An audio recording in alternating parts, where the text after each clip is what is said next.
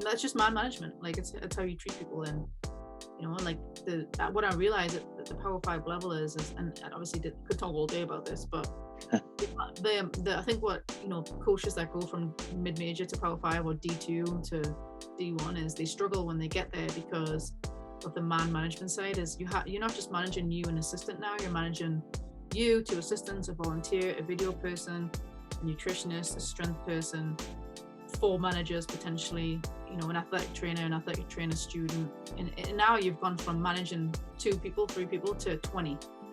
And just the amount of time she invested in not just the players but the staff, and even Erica, like same thing. Like it's just to see it at that level, like when you're on the outside it's like, oh well, it's not really that hard. It is hot.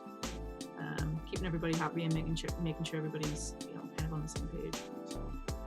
Well, it's funny too, because I think people just think, oh, you recruit, the kids show up and you just run some sessions, and like, no, there's, like you talked about, and a couple other coaches, I've talked to a handful of college coaches, and they were like, yeah, when I was the grad assistant, I had to make sure that the food arrived on time after the away game, or I had to make, like you were talking about, like, Becky, we need to be at this place by 9 because we're not going to get to so-and-so place.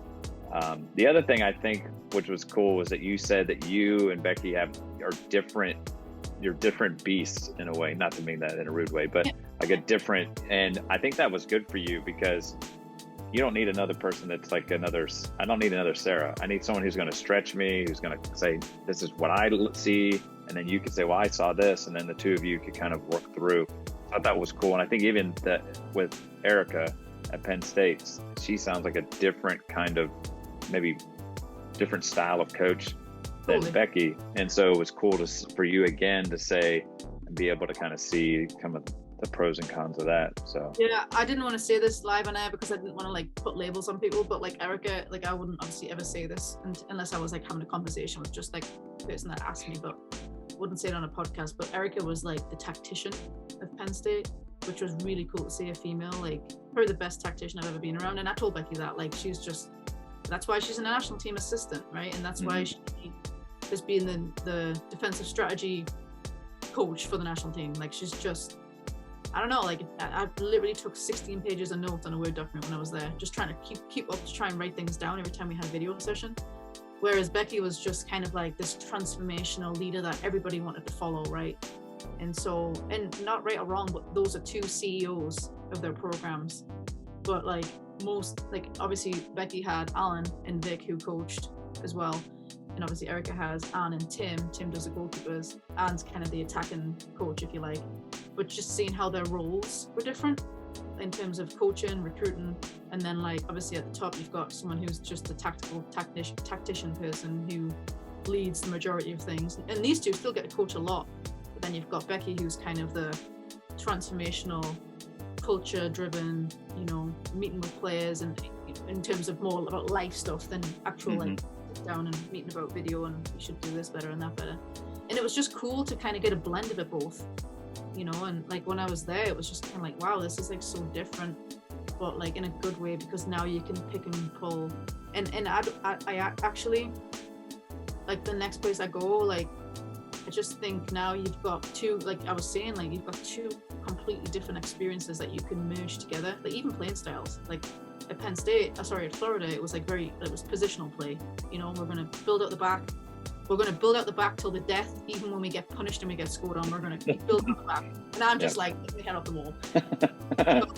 Penn State, who wants to play pretty football, but understands in order to win, sometimes it's going to look ugly, and sometimes they're going to play route 1 football, sometimes they're going to pass it, right? And so, you've got this team that's doing positional play, then you've got this team who's doing unopposed passing patterns, and just seeing, kind of how you could blend that, and it's just cool. Like it's just, like I said, there's more than one way to skin a cat, and how both female coaches have had illustrious success doing it differently.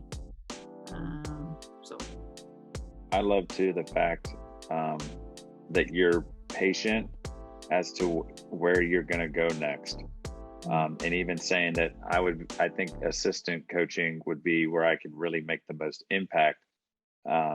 Because I think people in the world we live in, like you talk about the apps and social and like I just got to click a button and like I'm going to click and say, hey, I talked to Sarah today, and it's going to go out and like, you know, boom, that quickly, and people can just hit like or respond. And I love that, like, you're, even though you are like a determined individual that gets after it, you're patient enough to be like, if it's meant to be, I'll go do it.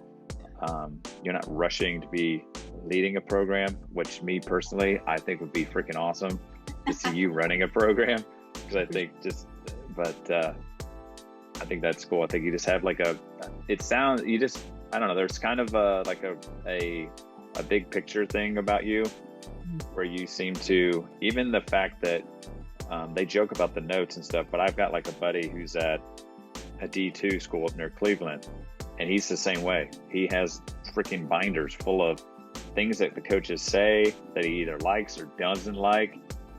He has certain, like, you know, drills, they do this, and he's like, I have no idea why we're doing this. So I think the journaling and like the writing things, that's why I think the book that you wrote was so stinking cool, because it just, I don't know. And just like you talking, even at Penn State, here you are, you've gone through all this experience and you're still writing things down and learning. So I think it's, I don't know. Yeah, it's awesome.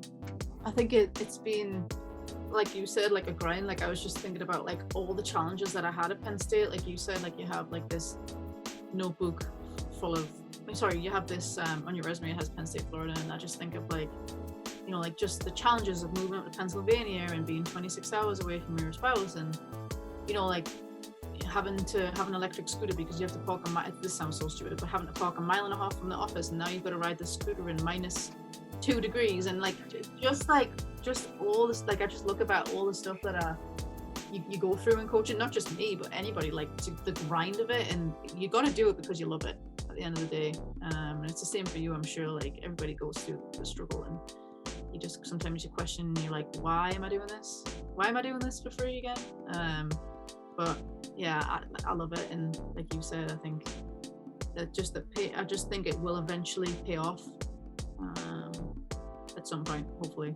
I'm still like, I always have the self-doubt, but I think that's what, you know, like for me, like I'm like, I don't know if I'm good enough to be a head coach. And Becky will always, and Erica will be like, are you kidding me? Like, you just got to go off and do it yourself. Whereas most people are just like, I'm ready to go do it. I'm going to do this, this, and this. And I'm kind of the opposite. And I'm kind of like, I'm not that 15-year-old fearless, you know, person now. I'm actually like, I don't know, more, not fearless, but just kind of like, maybe I'm not that good, you know, like, I don't know. I think that's something that maybe is good. I don't know. The one thing that's cool that I think will happen for you is that you have so many people now that know you so well. Becky knows you so well, and all the other people that you've worked with, that, like, even Becky, when she saw the Penn State thing, it's like, you need to go, like, go do this. And I think if something were to open up, this is kind of how it happened with Becky. When I talked to her, she said, you know, the Florida thing came open, and someone just said, hey, you need, like, I think she was at, where was she at, Barry, I think it was called, before, and she was actually supposed to be going out to Texas to coach, and someone said, oh, you know, word of mouth, and said, hey, Becky, you need to go to this school. I think it's gonna be great for you. And that kind of, and then it, you know, it's always, so I think you have so many people that know you so well that when those opportunities come, which I think is gonna be helpful for you when you're kind of like, yeah, should I or should I not? They're gonna be like, Sarah, this is it. You're gonna crush it here, and then get it.